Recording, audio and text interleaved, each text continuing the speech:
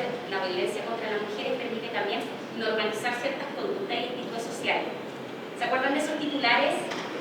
El amor y los celos la mataron, o hizo antijuicio con la polola. ¿Se acuerdan de la cuarta escena? Han sido parte de las más criticadas portadas del diario La Cuarta en los últimos años y son un ejemplo claro de cómo los medios noticiosos chilenos han presentado los celos y la dominación masculina como aspectos normales de las relaciones de pareja. ¿Recuerdan la escandalosa cobertura sobre Natalia Rifo? ¿Sí? ¿Se acuerdan los exámenes ginecológicos y todo eso que hicieron los matinales? Bueno, eso le valió multas a algunos canales de televisión y es quizá uno de los ejemplos más icónicos de la denigración de las mujeres víctimas de violencia en nuestro medio nacional. No obstante, existen otras violencias sutiles que toman ocultas, que son más camufladas contra las mujeres por parte de los medios de comunicación, como por ejemplo en las portadas hoy en día no preocupan el 70% de las portadas de los medios nacionales, mientras que las mujeres son el 18,4%. El resto está rellenado de cosas y de animales. La Red Chilena contra la Violencia hacia la Mujer ha denunciado desde hace años con cifras y datos que la prensa relata noticias con falta de empatía hacia la víctima, morbo, sensacionalismo y escaso o nulo contexto. En cuanto a la cobertura de informaciones políticas, el 75% de las fuentes consultadas son hombres y solo el 20,5% son mujeres, aunque han existido fuertes liderazgos femeninos en ministerios, comisiones parlamentarias e incluso en presidencia. Entonces, tomando en cuenta estos antecedentes, queridas panelistas, la idea es poder comenzar a indagar sobre eso, y la primera pregunta sería: ¿cómo el periodismo ha contribuido a reforzar una violencia estructural hacia las mujeres y los estereotipos? ¿Se quiere partir aquí?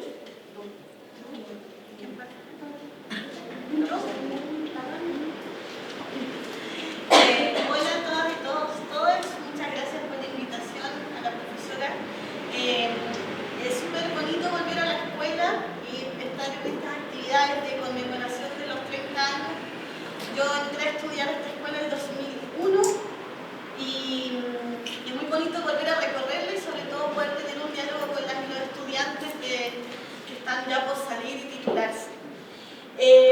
Bueno, ¿cómo el periodismo refuerza la violencia hacia las mujeres? Es una pregunta enorme porque probablemente es una cuestión que nos estamos preguntando hace hartos años y que es difícil llegar a una respuesta, más allá de que tenemos un diagnóstico que probablemente mis colegas también lo van a reforzar. Yo creo que hay que pensarlo como el periodismo en Chile, porque también creo que las condiciones de Chile son bien particulares y Chile es como una anomalía. Yo siempre digo eso, no quiero creer que es una anomalía, porque es difícil justamente pensar en un periodismo distinto en un contexto en Chile, por ejemplo, donde los medios de comunicación son casi 100% privados, es decir, cuando no tenemos diversidad de medios de comunicación, cuando no tenemos un sistema de medios públicos, cuando en general los medios de comunicación se mueven bajo la lógica del mercado y el rating, más allá de que sabemos que no son empresas que hacen clavos, sino que tienen una función social enorme que cumplir, se complejiza mucho más la pregunta. Yo creo que el periodismo, claro, no es algo abstracto, ¿no? Somos las periodistas, somos personas de carne y hueso que venimos de una formación, que ponemos a disposición nuestra profesión al servicio de un bien común, que tiene que hacerse preguntas constantemente sobre cómo mejorar la calidad de este. Pero yo creo que sí, que efectivamente lo que hemos visto, el periodismo, los medios de comunicación, las líneas editoriales, como hoy día funcionan en los medios de comunicación, son instituciones que refuerzan la violencia, no quizás, claro, los casos que decía Lolo, como la mató por amor, ¿no? Estas cosas que son los clichés que vemos constantemente y que uno los identifica, pero hay toda una carga de violencia simbólica que está súper arraigada en el ejercicio periodístico, en los medios de comunicación, que no la vemos y que está ahí, súper latente. Entonces, yo creo que tenemos un problema bien grande de pensar qué es el periodismo que queremos, cómo hacemos un periodismo para el bien común, cómo mejoramos la calidad del periodismo y también cómo pensamos en el periodismo como un dispositivo o una herramienta que está al servicio del bien común y no la reproducción de discursos, narrativas sexistas, violentas, etc., ¿no? Entonces yo creo que ahí nos quedan hartas preguntas más que respuestas. Lo otro que yo quería señalar es que muchas veces en el ejercicio del periodismo las y los periodistas somos un elemento más dentro de un engranaje bien complejo. Ese engranaje está compuesto, o sea, son los medios de comunicación, sus líneas editoriales, y en una escala no menor y no con menos responsabilidad, las y los periodistas, ¿no? Y en ese engranaje hay elementos que de alguna forma poco filtran esta posibilidad de no generar información con violencia simbólica en general. Y las líneas editoriales muchas veces tienen mucha responsabilidad también en los contenidos que se generan. Es decir, un periodista que genera un producto informativo ha pasado por distintos filtros, ¿no? Hubo un editor, hubo una reunión de pauta, hubo un proceso de conversación, quiero creer que sigue habiendo aquello en los medios de comunicación, pero se supone que hay una decisión editorial, ¿no? Y conversando con algunos colegas que están en medios de comunicación dicen, bueno, claro, es difícil cuando el editor, la editora te presiona por tales temas, ¿no? Cómo se generan estos contenidos periodísticos. Pero al final del día creo que hay un elemento central que tiene que guiar el quehacer periodístico, más aún en estos contextos complejos como es el chileno, que tiene que estar al centro la ética periodística y por supuesto un compromiso con los derechos humanos. O sea, si hablamos para mí el problema, y creo que también para mis compañeras, el problema de la violencia de género es un problema es una violación de los derechos humanos principalmente, básicamente. Entonces, bueno, yo creo que para entrar a responder la pregunta tendríamos que tener muy claro el contexto chileno y por otra parte también repensar nuestras formaciones, repensar nuestra formación continua. Me acuerdo también en otras oportunidades como en estos diálogos con periodistas de medios que nos decían, bueno, pero si a nosotros nadie nos enseñó esto, ¿por qué nos piden que sepamos del género? ¿O por qué nos piden que sepamos cómo cubrir noticias sobre violencia de género? Si nadie nos formó en esto. Es una respuesta bien asistencialista por lo demás. O sea, paternalista también, como esperando siempre que alguien te forme. Y los procesos formativos son continuos, porque además en el periodismo que trabajamos en temas que van cambiando constantemente. Yo cuando me formé en esta escuela en 2001, oye, suena horrible eso, hace como 20 años. Tampoco nos formamos en género, ¿no? Teníamos por supuesto maravillosas profesoras que nos sensibilizaron en estos temas y que muchas nos convertimos en feministas gracias a ese impulso. Pero no era un tema relevante, ni siquiera a propósito de la pregunta tan pertinente que nos hace Lolo. Y con esto quiero decir que efectivamente la formación de las y los periodistas tiene que ser continua y nos tiene que obligar a estar justamente autoformándonos en materias como género, derechos humanos. Hoy día estamos en condiciones distintas, ¿no? Después vamos a conversar de eso. Hay más avance en estas materias. Me acuerdo cuando hice mi tesis, que también era sobre género, en esta biblioteca no había un solo libro sobre temas de género, no teníamos internet de la forma en que teníamos hoy día, por tanto había que ir al mercado negro a buscar libros fotocopiados, ¿no? Entonces, hoy día tenemos un montón de acceso mucho más grande a la información y eso también nos obliga a pensar las estrategias de formación de manera, con un mayor compromiso, ¿no? Quiero quedar hasta aquí para dar Ya, yo, bueno, primero que todo quisiera agradecer esta invitación que hacen desde la escuela, ¿cierto? También a participar como red de periodistas y comunicadoras feministas. Quiero agradecer eso, especialmente también porque hoy nos invita a reunirnos un día que es importante conmemorar. No solo conmemorar que cada 25 de noviembre conmemoremos el Día de la No Violencia contra las Mujeres, sino porque es un espacio que debiese ser un continuo en torno a la reflexión que se tiene que hacer sobre esta temática y obviamente los medios de comunicación son un espacio crucial cuando hablamos de representaciones y cuando hablamos de violencia de género, ¿ya? Ojalá fuese, ¿no es cierto? Esto, ustedes recuerdan que la no violencia viene un poco de el asesinato que existe de la hermana, que sucedió de la hermana Mirabal con la dictadura de Trujillo, ¿no es cierto? Y esto en el fondo da cuenta también de toda la las instancias simbólicas de violencia que cruzaron y que hoy obviamente queremos reflexionar, queremos pensar y queremos ver y enmarcarlo en todos los tipos de violencia que ocurren. Ahora, situándonos un poco en la pregunta que nos hace Lolo, yo quiero instalarme desde otra posición que tiene que ver qué pasa en los medios de comunicación, ¿cierto? La pregunta era cómo contribuyen. Y uno diría que es primero, ¿cierto? ¿De dónde ver la violencia entonces? Y ahí yo quiero pensar en los medios de comunicación como un espacio en disputa, ¿ya? El espacio de la comunicación o de comunicación política, como nosotros la entendemos, finalmente es un espacio de desigualdad de poder, ¿no es cierto? Donde efectivamente se sedimentan también las desigualdades, patriarcales, donde se inscribe también el mundo en cómo son relatadas y cómo son comprendidas las mujeres y los hombres en la sociedad, donde las mujeres siempre han estado relatadas y entendidas desde un espacio de subordinación, en un relato donde las mujeres son vistas desde una perspectiva uniforme, ¿no es cierto?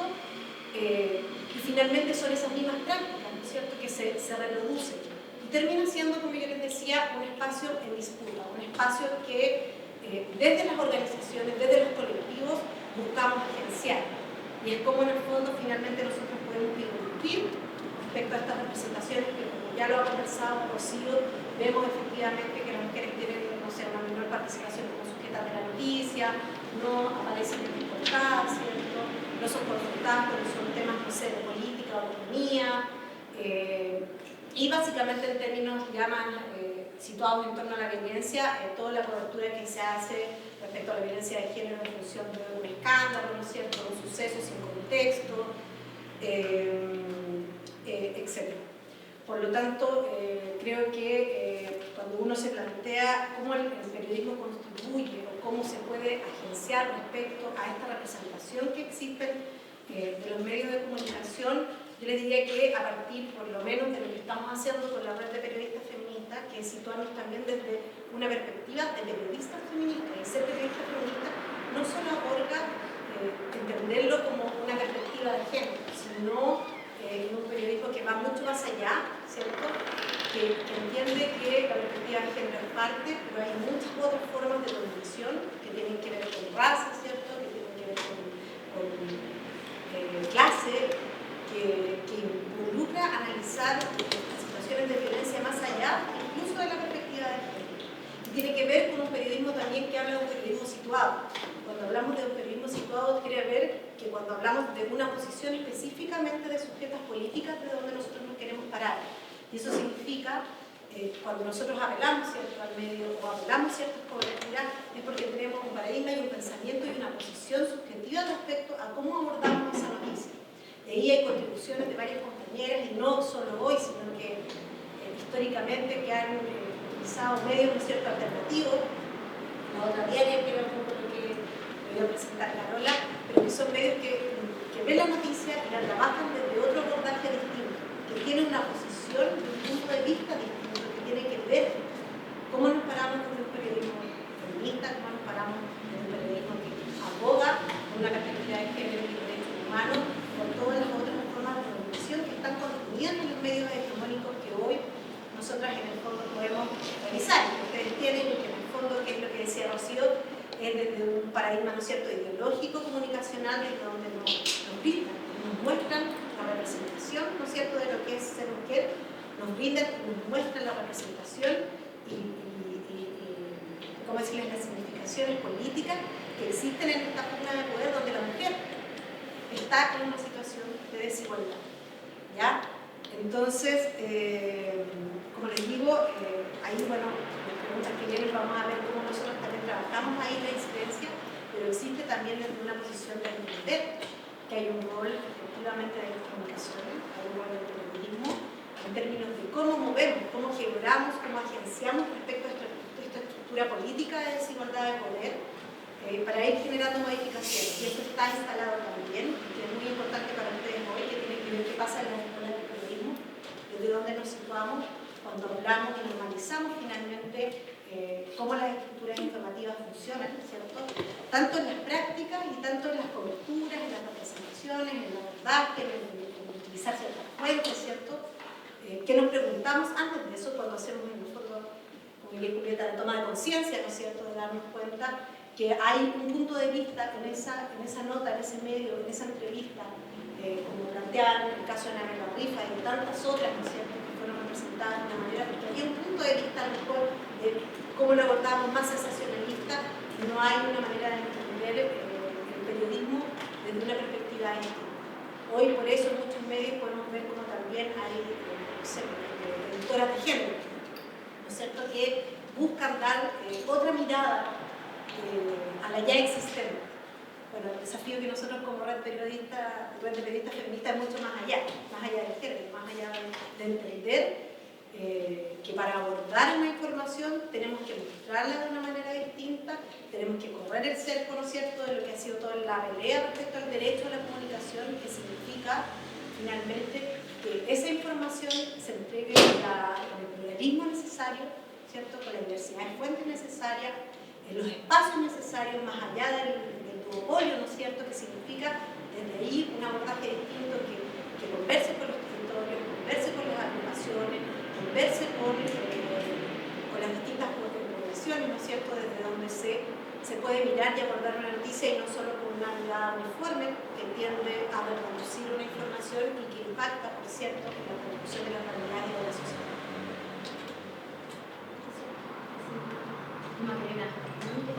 Sí, yo solamente 3 ideas. Una, yo creo que vale la pena a propósito de la primera pregunta que nos dice la profesora Valderrama, tiene que ver con cuándo y cómo y qué tan tarde llega, por ejemplo, el periodismo de investigación a problematizar lo que sucede con los derechos humanos de las mujeres y la vulneración de esos derechos. O sea, yo creo que en general el panorama que uno puede hacer en Chile respecto al periodismo de investigación nos da ese primer indicador, ¿sí? Y qué mejor ejemplo respecto de la tematización que se hizo de las violaciones a los derechos civiles y políticos cometidos durante la dictadura. Pasaron muchos años en que se problematizara en los medios de comunicación la violación a los derechos humanos específica que vivieron las mujeres durante la dictadura y que se tradujo, digamos, con la violencia sexual como una forma de tortura específica hacia las mujeres. Ahí el periodismo de investigación en Chile, que trabaja las noticias duras, ¿cierto?, yo me atrevería a decir que llegó tarde. El periodismo de opinión también llega tarde. Si uno revisa las páginas de editoriales de los medios de comunicación, tanto digitales como prensa escrita, uno puede ver, digamos, que hay una desigualdad respecto de cuáles son las voces y quiénes acceden al periodismo de opinión. ¿Sí? Ahí yo creo que lo que se hace también es redundar un poco en lo que planteaba Rocío, planteaba Macarena respecto de cuál es el estereotipo que se construye respecto de las mujeres que tienen voz.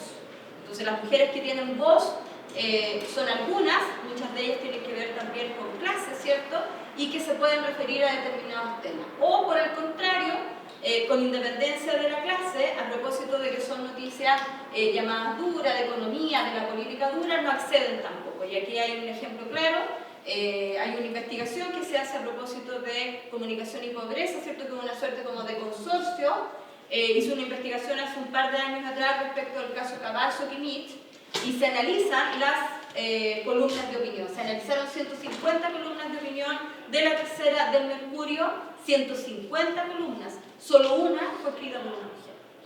Y yo también creo que vale la pena, ¿cierto?, no solamente mirar qué pasa con el periodismo de investigación en Chile, qué pasa con el periodismo de opinión, sino qué pasa con las redacciones y con los equipos editoriales.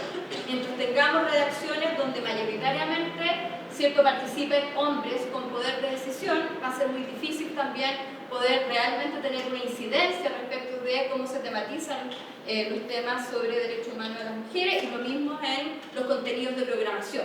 Sí, es decir, hemos tenido un par de ocasiones a propósito de programación donde más allá de los esfuerzos de las organizaciones feministas y de mujeres por tematizar, por ejemplo, el tema que nos convoca hoy, que es la violencia, ¿cierto?, hacia mujeres y niñas, viene un programa de investigación en televisión donde se entrevista, digamos, o se hace el capítulo completo del llamado periodismo de investigación en televisión para dárselo, digamos, a quien está condenado por una agresión.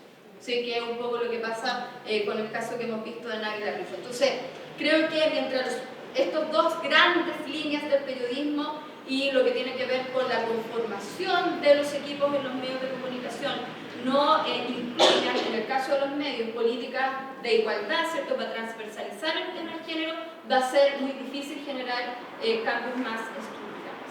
Eso. Muchas gracias, Tess. Bueno, ahí Rocío rescato este periodismo del bien común, del cual hablas tú, Macarena, esta interseccionalidad que hay que tener en cuenta, ¿cierto? Interseccionalidad en cuanto a la adquisición de poder, pero para las mujeres en general también una situación desigual y marginalizada. Y en el caso de Mónica,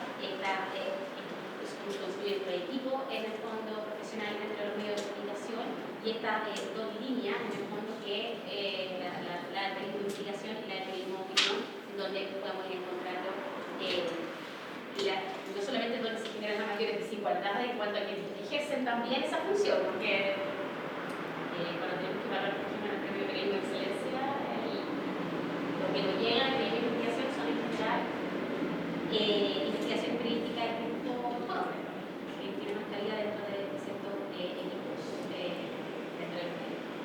Así que tenemos ahí esos tres elementos en cuenta. Bueno, considerando el panorama general de la problemática que han señalado ustedes, ¿cómo creen que podría ser una buena forma para abordar este problema, revertirlo a nivel país en el fondo, a nivel de nicho de trabajo en el fondo, los medios específicos y el futuro también laboral que hoy en día se están formando, ¿cierto? Sí, hay Macarena, ¿te gustaría partir aquí, César? Sí. Bueno, esa es una pregunta súper compleja.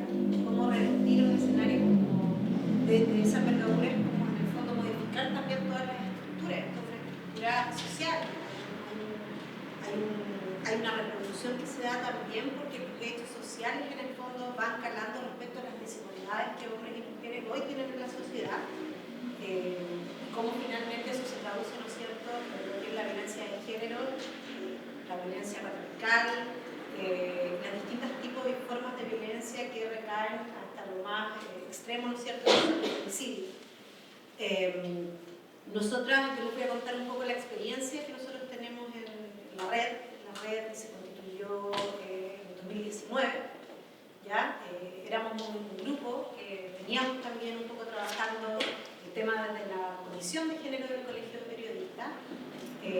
Sin embargo, nosotros queríamos dar otro impulso, otra manera de accionar colectivamente, porque un punto de lo que no mencioné antes, pero que sí es importante, es que lo que nos identifica como periodistas feministas también es que entendemos el periodismo y el activismo como parte de un todo, ¿ya? Siempre ha habido esta disputa respecto a la posición que uno tiene que tener cuando es periodista y en el fondo no puede ser activista al mismo tiempo.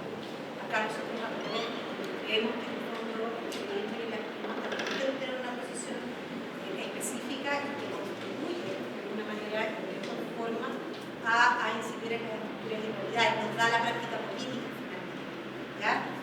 Y es así, bueno, que esta conformación, como les iba contando, en 2019 también tiene su ímpetu. Ahí pueden ver unos fotitos que les traje. Contarle un poco, la primera colectiva, ¿cierto?, que hicimos la revista que hicimos, que venimos a pensar un poco qué pasaba, ¿no es cierto?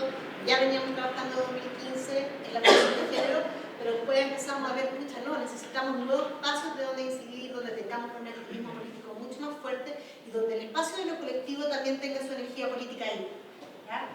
Y ahí llegaron bastantes periodistas y todo, y después acá en la primera marcha, cuando esto se junta un poco con el 8M, ¿no es cierto?, el Mayo Feminista, y ya fuimos a las calles y empezamos a organizarnos y a concretar lo que hoy es la red de comunicadoras, de periodistas y comunicadoras feministas, ¿ya? Ahí empezamos, de hecho una de las primeras acciones que hicimos en la página siguiente es que, bueno, estaba todo el performance de las tesis y fuimos a distintos medios de comunicación a representar, ¿no es cierto?, a hacer la performance. Fuimos a Radio Bio, fuimos a ¿cómo me parece que llegamos? A Canal 13, estábamos en Canal 13, ¿cierto? Impactando y incidiendo. Esta era una performance también que tenía todo su sentido político de llegar ahí y romper en el fondo con ese discurso oficial, ¿no es cierto?, con estos que representan y dan las noticias desde algún punto de vista desde el cual nosotros creemos que hay, efectivamente reproducen la desigualdad y la violencia de género hacia la mujer. ¿Ya? Fue uno de los primeros hitos, y ahí ya nos fuimos coordinando y organizando, y tenemos distintas comisiones de las cuales formamos parte. Está la comisión de comunicaciones, por cierto, que hace todos los temas de difusión y contar lo que hacemos. Está la comisión de denuncia, que todos los meses va entregando análisis respecto a la cobertura que hacen los medios y denunciando respecto a esa cobertura. Tenemos bueno, también de vinculación con el medio, que hacemos también alianzas con universidades. La semana pasada estuvimos en la Universidad de la ¿cierto?, con un festival de género y comunicación. Estuvimos también en la Universidad Central, también en otro conversatorio respecto a lo mismo. Eso es parte general, si podemos ir avanzando, bueno, ahí hay varios conversatorios de lo que nosotros vamos haciendo. En el caso que ustedes ven acá, también hicimos una incidencia específica respecto a lo que tiene que ver con la convención constituyente. Ya hicimos acceso, nos reunimos, nos coordinamos con el Colegio de Periodistas también, por el bloque del derecho a la comunicación, en función de incidir respecto a lo que nosotros consideramos era importante que hubiera contenido dentro de la Constitución respecto al derecho a la comunicación, como les comentaba en la primera pregunta. Para eso, ahí en este caso, hicimos una raya de las niñas que eran constituyentes a que se comprometían con el derecho a la comunicación. Hicimos campañas también durante el periodo, pero en el fondo este es uno de los hitos, pero vamos haciendo ciertos hitos que en el fondo van generando espacios de incidencia donde nosotros podemos agenciar, ¿no es cierto?, ciertas acciones que creemos que son relevantes para poder incidir en cómo los medios de comunicación están abordando el tema de la violencia y otros temas que tienen que ver con derechos humanos y derechos de la mujer. También, bueno, eso se hace los monitoreos, paneles de discusión, como pueden ver ahí donde hemos participado, estamos siempre en distintas instancias, y ahí es súper importante, y lo vemos desde ahora de lo que estamos conversando, el espacio de la formación, ¿cierto? Nosotros aquí estamos haciendo temas de capacitación, pero es ver cómo lo abordamos como un espacio estructural, integrado dentro de los mallas de periodistas, ¿cierto?, en la formación de comunicadores, que creemos que es indispensable que esta perspectiva esté abordada. Ya eso nos permite ver y situarnos desde otra posición al momento de comprender, sentarnos en una redacción, en un medio, en distintas instancias públicas o privadas donde nos toque trabajar, que significa no reproducir la misma violencia. Y eso tiene que ver también con cómo nos formamos y cómo tomamos conciencia respecto a cómo las informaciones finalmente y la manera en que las abordamos reproducen ese tipo de violencia. Bueno, ahí yo creo que la Rocío les va a comentar más de algo que también están haciendo aquí con la universidad. Hay incluso un sello ahí. También, bueno, hacemos campañas con fechas conmemorativas, fue el proceso constituyente, y después, miren, si vienen, ahí hay una encuesta, esta es la primera, deje el QR, por si quieren sus teléfonos lo pueden sacar, que la idea es invitar a todos a participar, a responder esta encuesta. Esta es una encuesta que hace la Red de Periodistas y Comunicadores Feministas con el Observatorio de Datos y Estadísticas de Género y Interseccionalidades. Se está difundiendo esta primera versión de esta encuesta que habla sobre las condiciones laborales de periodistas y comunicadores en Chile. Y este instrumento, finalmente tenemos datos, ¿no es cierto?, mundiales de qué pasa en las prácticas periodísticas, las redacciones, etc. Pero acá en Chile no se tienen, teniendo esta información, este dato, y mientras más personas participen, periodistas y comunicadores de esta encuesta, nos va a poder generar hacer políticas que en el fondo hagamos más bien de incidencia. ¿Ya? Muchas gracias, Maca. Bueno, el curso de metodología tiene esa especialidad. Ya, maravilloso. Yo la verdad que la quería rescatar, pero es súper importante su participación porque obviamente con la evidencia nos van a permitir en el fondo mirar el Estado y ver también que la iniciativas que vamos a hacer en torno a aspectos que entre comillas en la conversación sabemos que existen, ¿cierto? Pero esto nos da la constatación que hacer de que hacer. Ya. Bueno, solo como para no repetir lo que dijo Maca, yo creo que hay distintas posibilidades, pero Nosotros desde la experiencia que tenemos desde el Colegio de Periodistas lo veo como a 3 niveles de cómo abordar estos problemas. Uno de lo que yo les decía hace unos minutos atrás, con la importancia de comprender que nuestra profesión nos obliga a estar en un proceso de formación permanente. Es decir, el mundo cambia y tenemos que ir nosotros también adecuándonos a esos cambios y esas excusas que nosotros recibíamos unos años atrás de los colegas que decían, bueno, no, ¿para qué me piden esto si a mí nadie me forma de esto? Es como de vuelta, ¿no? En el fondo, nadie podría decir eso como una justificación para no saber cómo abordar temas de proceso profesional, ¿no? Y en eso creo que es vital la formación en temas de género y derechos humanos. Es decir, creo que es muy importante que como estudiantes nos autoformemos en eso o como profesionales o como seres humanos, ¿no? Si ni siquiera ustedes piensan continuar carreras focalizadas en el trabajo del periodismo o quieren mirar otras áreas, que evidentemente eso pasa mucho con quienes salimos de escuelas de periodismo, creo que la formación en derechos humanos es clave para cualquier cientista social. Y las otras dos posibilidades que a mí se me ocurren y que las tomo de la experiencia que hemos llevado en el colegio es a pensar en estrategias colectivas. A mí en general me cuesta pensar solo en soluciones individuales porque creo que es más motivante siempre hacer los cambios con otras. Una posibilidad, por supuesto, es participar activamente, involucrarse. Está la experiencia de la red de periodistas feministas, como comentaba Macarena, está la experiencia del Colegio de Periodistas, cual todos, por supuesto, están invitados a colegiarse una vez que estén titulados, porque también creo que es importante estar en espacios donde tengamos capacidad de nutrir nuestras discusiones, ¿no? Y no solamente de pensar en cómo cambiamos esta situación súper estructural y sistémica que vivimos en Chile desde un lugar individual, donde solo nos vamos a frustrar, porque evidentemente individualmente será muy difícil cambiar la estructura del sistema de media en Chile, pero yo que soy lamentablemente tremendamente positiva, creo que colectivamente sí podemos empujar grandes cambios y la experiencia, aunque traumante y frustrante de la Convención Constitucional, nos obliga también a tomar responsabilidad de lo que ya hemos hecho y a seguir empujando ese cambio, ¿no?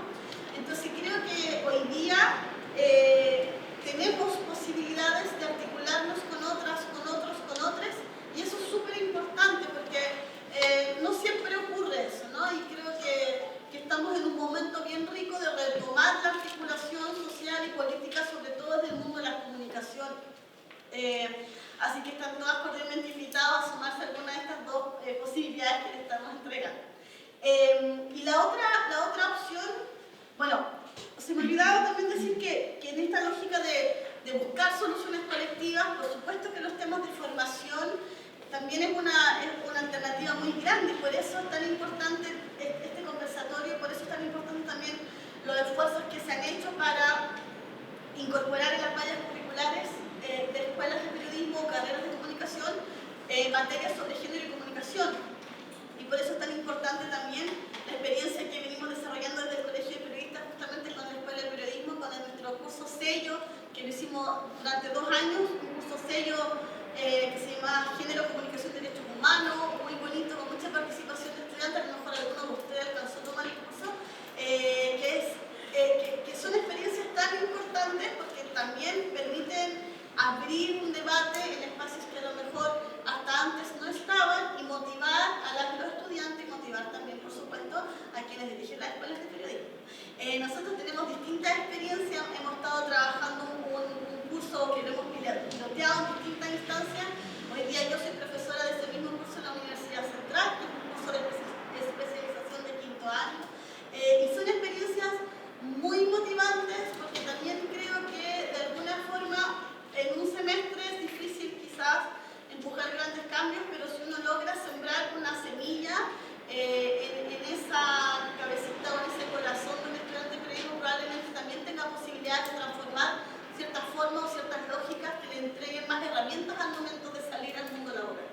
Y creo que eso es un aporte que también puede de alguna forma transformar los destinos de las personas. A mí en esta escuela me formaron periodistas, yo les decía periodistas feministas, que me cambiaron la forma en que vi las comunicaciones y que probablemente si no hubiera tenido esas Margarita Mastene, como la Mónica Silva o como otras más, sería muy difícil que yo estuviera hoy día acá hablando en estos temas, ¿no? Y lo otro que también creo que es importante, incidir en otras instancias, ¿no? Creo que el Estado es un lugar donde debemos incidir, lo digo desde el lugar del Colegio de Periodistas, para empujar estas transformaciones. Porque también estamos hablando de empujar cambios que están en la lógica de remover ciertas estructuras, que la única forma que se logra hacer eso es involucrándose en esa arena más difícil que es la política. Como decía Macarena, nosotros desde el colegio, junto a la red de periodistas feministas, participamos activamente del proceso de cambio constitucional. Estuvimos ahí con un equipo que logró llegar con propuestas de articulados y el borrador de la Constitución. Si ustedes aún lo tienen en su casa guardado, van a darse cuenta que del artículo 72 al 80 son algo así como una veintena de derechos en materia de comunicación, que ese trabajo llega a estar ahí gracias a este esfuerzo, al esfuerzo que hicieron periodistas que estuvimos trabajando para incidir en la Convención Constitucional. Y en esos artículos estaba la libertad de expresión, de prensa, el derecho a la comunicación, la necesidad de que existieran medios de comunicación públicos, políticas públicas de fomento al desarrollo de medios de comunicación comunitarias, de educación digital, etc., ¿no? Pueden ustedes luego después revisarlo a fondo, pero si no hubiera existido un grupo de periodistas que vieron la necesidad de incidir en el Estado, habría sido muy difícil llegar a eso, ¿no? Entonces, por eso creo que es importante involucrarse y por eso creo que es importante también pensar que estos cambios estructurales se pueden lograr. Si bien no nos fue muy bien con la hay que decirlo, no nos fue bien, pero hoy día tenemos un documento que es un piso, un documento que fue aprobado por diversas fuerzas políticas y un documento que es un mínimo también, como lo establecen todos los convenios internacionales en materia de derechos humanos que Chile ha firmado. Por tanto, es un piso mínimo, ¿no? Y ese piso mínimo, por supuesto, lo vamos a seguir empujando. Hoy día estamos trabajando en una mesa con la CERIGO, que está haciendo un levantamiento sobre un diagnóstico sobre la situación de los medios de comunicación en Chile. Y por supuesto que son temas que ahí nos interesa instalar. Y bueno, uno de los articulados que no quedó en el borrador de la convención, pero que vamos a seguir tratando de impulsarlo quizás legalmente, tiene que ver con los temas de educación mediática, que tiene que ver con las políticas públicas para que la ciudadanía, las audiencias tengan espacios de formación para que sepan cómo funcionan los medios de comunicación y también para saber el impacto de la desinformación, ¿no? Entonces, bueno, hay muchos ámbitos en los que hoy día se puede incidir, pero necesitamos autoformarnos, formarnos, juntarnos con otras, con otros, y también ver posibilidades de que esto es posible de cambiar, porque si no tenemos esperanza, nos vamos a la casa. Sí, a ver, voy a ocupar una palabra que no me gusta mucho, pero ya que está puesta también en la pregunta, respecto al tema de la oferta informativa. Yo creo que ahí esa oferta informativa hay que situarla en una crisis de medios a nivel global, incluyendo los llamados medios públicos. El último informe del Instituto Reuters dijo que los medios públicos también están siendo cuestionados a propósito de su parcialidad, de cómo finalmente se ampara, ¿cierto?, a la política del gobierno de turno, a propósito de dar primacía a las fuentes oficiales, etc. Entonces yo creo que tenemos ahí un problema de pluralismo en los medios en Chile, ¿sí? Es decir, al interior de los medios, que se exacerba a propósito de tener pocos medios donde trabajar, lo que genera una competencia interna, y adivinen quiénes salen más perjudicadas a propósito de esa competencia interna. Y también tenemos un problema con el pluralismo entre los medios, porque tenemos medios concentrados, es decir, tenemos pocas posibilidades de generar nuevos medios. Y respecto a la oferta formativa, ahí yo también tengo un par de puntos. Uno tiene que ver con mi participación en un estudio que se hizo desde la Escuela de Periodismo en la Universidad Católica de Valparaíso, junto a la red UNITWIN de UNESCO, ¿cierto?, que reúne a distintas universidades a nivel global, donde se analizaron más de 500 programas de cursos de las escuelas de periodismo. Más de 500. Y solo un 3% tenía un objetivo vinculado a temas de género. solo un 2% tenía metodología y el 99,9% no tenía referencias bibliográficas de mujeres, ¿sí? Sin mencionar, ¿cierto?, que dentro de esos 555 programas, ¿cierto?, de cursos de las universidades, hubo universidades o escuelas de periodismo que no aportaron sus programas de cursos, ¿sí? Entonces yo creo que ahí tenemos un problema que es grave, ¿cierto? Y aquí lo voy a poner dentro de una universidad que es pública, que es laica, ¿cierto?, que es parte de las universidades del Estado, porque más allá de lo que planteaba Rocío respecto de cursos que pueden ser optativos, parte de la formación general, ¿cierto?, o electivos, aquí el tema más bien yo me atrevería a decir que es cómo desde la institucionalidad pública finalmente nos hacemos cargo de las responsabilidades que tenemos desde Estado, ¿cierto?, a propósito de tratados internacionales en materia de derechos humanos. Es decir, tanto la Convención Belén do Pará, a través de la Declaración de Pachuca, como la Convención para la Eliminación de todas las formas de discriminación, CEDAW, en sus recomendaciones 35 y 36, hacen una apelación directa a la formación de los profesionales de las comunicaciones o periodistas respecto de cómo incorporar, ¿cierto?, los derechos humanos y los derechos humanos de las mujeres en sus procesos formativos y de producción. Entonces, de producción de información, digamos, de contenido. Entonces, yo creo que ahí hay, como que ya no tenemos mucho margen más de acción, ese es nuestro encuadre a la hora de trabajar. Creo que los procesos formativos no pueden quedar opcionales, tienen que estar claramente explícitos en el objetivo, en la bibliografía y en las metodologías de formación. Gracias, Mónica. Nada más preguntas, pero en honor al tiempo me gustaría ver si alguien quisiera hacer alguna pregunta o comentario. ¿Hasta registrar? La idea es que sea pregunta. ¿Sí?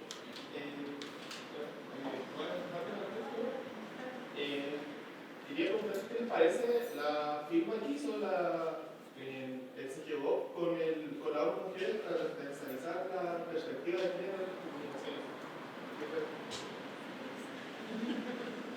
Fuimos a la Mira, yo creo que es interesante que este gobierno se involucre con que haga alianzas con espacios como ONU Mujeres. Creo que eso es muy positivo. Ahora, yo no tengo tan claro cómo se va a llevar a cabo y qué acciones de manera más concreta va a significar esa alianza, más allá de plantear una voluntad política de querer generar alguna transformación o alguna vinculación en ese tema. Ahora, yo habría esperado quizás un espacio más amplio de trabajo en temas de comunicación general, quizás con otras organizaciones expertas de la sociedad civil que hemos estado harto tiempo ahí tratando de entregar algunas recomendaciones al Ejecutivo. Creo que puede ser un buen inicio, pero si ese buen inicio no está de la mano de vincular a organizaciones o quizás a universidades u otros espacios que efectivamente están haciendo un trabajo, podría quedar como un saludo a la manera que quizás se suele hacer entre vínculo entre el Ejecutivo y organismos internacionales, ¿no? Yo desconozco cuál es el plan de acción que tiene esa alianza, pero creo que la única forma de que algo así avance tiene que incluir a más actoras, actrices sociales que llevan quizás una trayectoria más larga y más relevante en esa materia. Sí, yo ahí muy breve. Este Pacto Global de Medios, esta es una segunda versión. Lo que pasa es que en Chile nunca conocimos la primera, ¿sí? Y es un pacto global que se hace junto con Naciones Unidas, en este caso ONU Mujeres, ¿cierto? Pero no solo tiene que ver como quedó titulado, ¿cierto?, en los medios de comunicación que dicen la comunicación pública, no. No es la comunicación pública que sale del gobierno que tiene que incorporar una transversalización de género, sino que es un pacto que se hace con los medios de comunicación, donde los medios de comunicación en el fondo se comprometen a cambiar ciertas prácticas periodísticas a la hora de producir contenido y producir información. Ahí la duda que nos genera, y que es un poco lo que planteaba también Rocío, es finalmente quiénes van a ser las entidades que van, comillas, a formar o a capacitar o a sensibilizar a los equipos de los medios de comunicación. Eso por un lado. Y segundo, hay una experiencia que se recoge de la primera firma de este pacto, ¿sí? Chile, por cierto, no estuvo con ninguno de sus medios de comunicación. Yo en lo particular tengo experiencia de haber iniciado trabajo así, que lamentablemente no llegaron a ningún fruto. Sí, de hecho, acá dentro de la misma red, junto con el Observatorio de Género y Equidad, hicimos una guía práctica de medios no sexistas que se dio a conocer hace un par de años atrás en un proceso de capacitación, de formación, a todo el equipo editorial, ¿cierto? Y de los servicios informativos de Televisión Nacional. Y la verdad es que yo me atrevería a decir que hubo casi nada de cambios en la práctica, ¿sí? Es decir, creo que, insisto, el proceso de preventivo, si ustedes quieren, para no seguir reproduciendo la violencia hacia mujeres y niñas desde los espacios de los medios de comunicación del periodismo tiene que ser bastante más sistemático, intensivo y un compromiso que no quede solo en lo declarativo, ¿sí? O solo en lo políticamente correcto. Entonces, yo creo que este pacto nos genera más bien desafíos de cómo se va a llevar a cabo, finalmente. Muchas gracias. Bueno, hartos temas. Quiero hacer una pregunta y un comentario. Primero, comentar que como integrante de la red investigadora voy harto, digamos, a reuniones donde hacemos la reflexión respecto a la violencia de género en distintos ámbitos y me ha sorprendido muy gratamente que haya tantos hombres en este espacio. Me parece muy bueno que haya, me parece muy bueno que reflexionemos en conjunto, porque nosotros reflexionamos harto, digamos. De hecho, Mónica estaba el otro día allá en la autónoma cuando hablamos de este tema, así que primero felicitar eso porque necesitamos reflexionar en conjunto y que esto se comprenda efectivamente, sobre todo en el tema de la comunicación. Y la pregunta es, ¿cómo han visto ustedes la llegada y los espacios en los cuales ustedes están de este tipo de actividades? ¿Han sido actividades mixtas? ¿Han logrado efectivamente captar la atención? ¿Han logrado que los colegas se interesen por el tema? ¿O en realidad van, asisten, no sé, un rector, un decano, un director de escuela, van, asisten y ya? ¿O efectivamente hay algunos avances que notan, que preguntan? ¿Cómo han visto eso?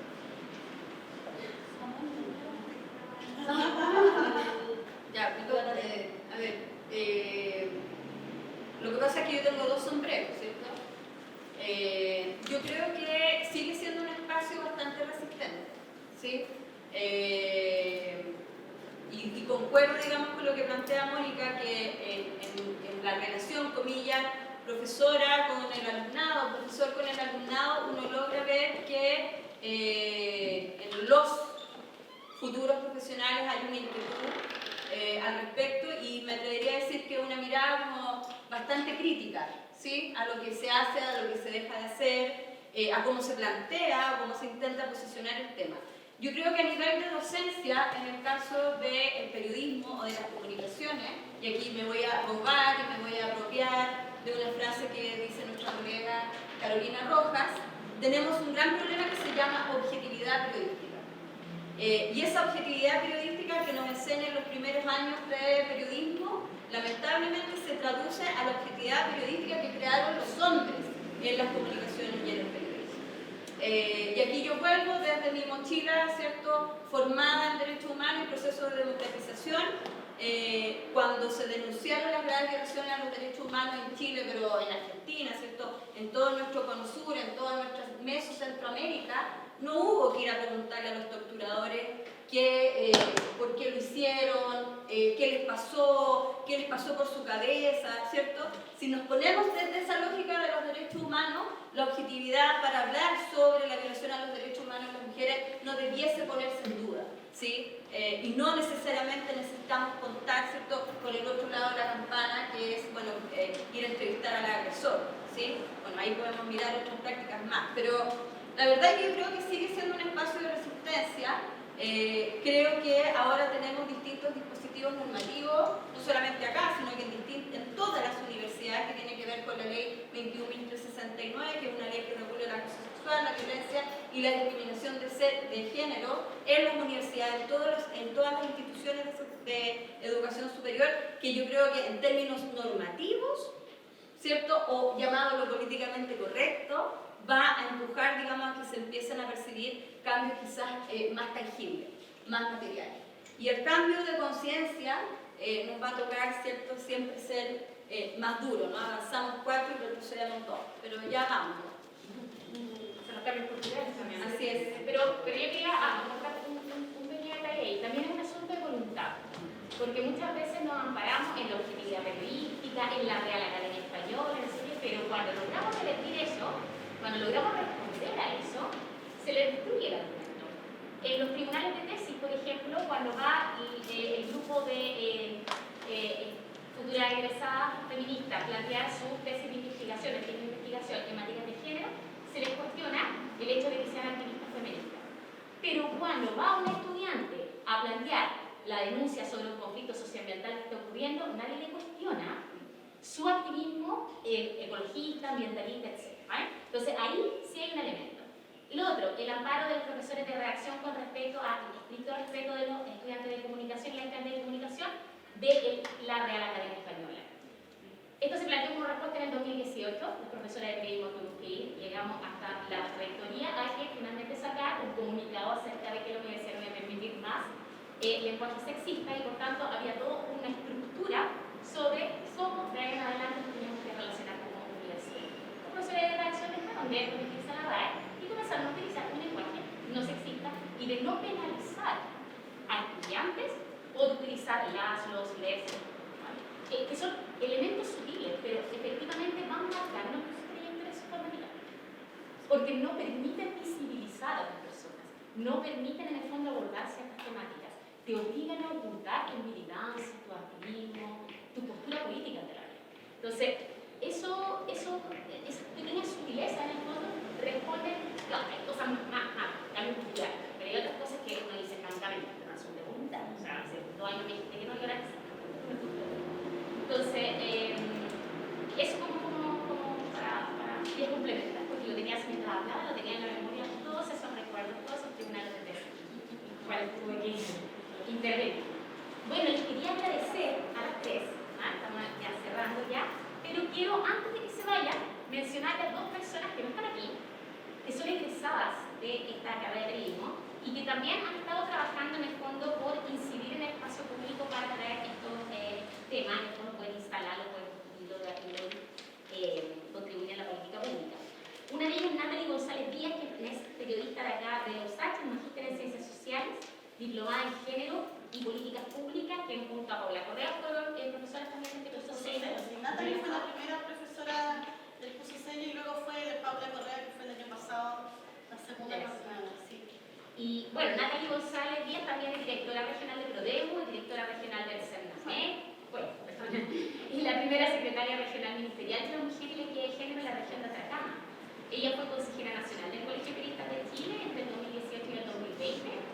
Fue coordinadora de la Comisión Nacional de Género en ese momento también y fue coordinadora general de activista de la red feminista y actualmente es editora de género en el medio electrónico Partners y Mujeres. Y otra que no sé si sabían, habíamos estado hablando con René, el director de la Escuela de la Mañana, es Marcelo Sandoval, que también realizó aquí, egresada de acá, y hizo magíster en literatura hispanoamericana, egresada en Luzar, y magíster en literatura hispanoamericana también hizo Luzar. Y ella se ha desempeñado como investigadora del programa Mujer y Derechos Humanos del Centro de Derechos Humanos de la Universidad de Chile, también como docente en la Escuela de Formación de Mujeres Líderes del CERNAM, en el programa de género vinculado a la Universidad de Los Lagos, e integra las comisiones permanentes de trabajo y medio ambiente usualmente, pero ha sido promotora e impulsora de los proyectos de ley para la despenalización del aborto consentido por la mujer entre las primeras 14 semanas de gestación. A ella, a Rocío, también como una egresada argentina, Macarena y Mónica también